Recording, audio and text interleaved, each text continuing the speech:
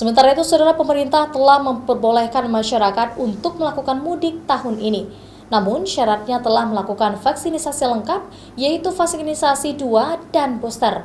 Warga pun mempersiapkan diri untuk mudik tahun ini dengan mendatangi gerai vaksinisasi untuk melakukan suntik booster sebagai syarat pulang kampung untuk perlebaran. Vaksinisasi booster kini menjadi syarat bagi yang melakukan mudik tahun ini. Pemerintah bersama kepolisian, Kementerian Agama, dan pengurus besar Nahdlatul Ulama mengajak warga untuk booster agar dapat menjalani mudik tahun ini dengan sehat dan aman.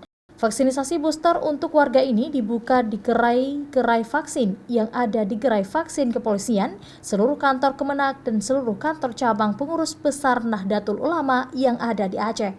Jadi untuk warga yang belum mendapatkan suntik booster bisa mendatangi lokasi-lokasi vaksinisasi tersebut untuk suntik vaksin COVID penguat tersebut.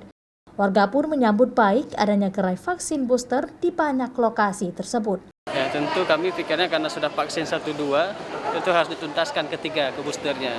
Selain itu juga kalau mungkin nanti mudik, kalau diperiksa di jalan sudah ada yang boosternya gitu.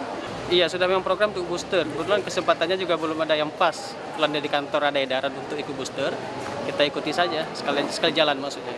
Sebanyak 1 juta warga Aceh ditargetkan mendapatkan vaksinisasi ketiga ini, baik dari kalangan ASN maupun masyarakat umum lainnya. Persiapan mudik tahun ini, pemerintah meminta masyarakat untuk melakukan perjalanan yang aman dan sehat bagi keluarga dan selamat dari penyebaran COVID-19. Mustajab, Kompas TV, Banda Aceh.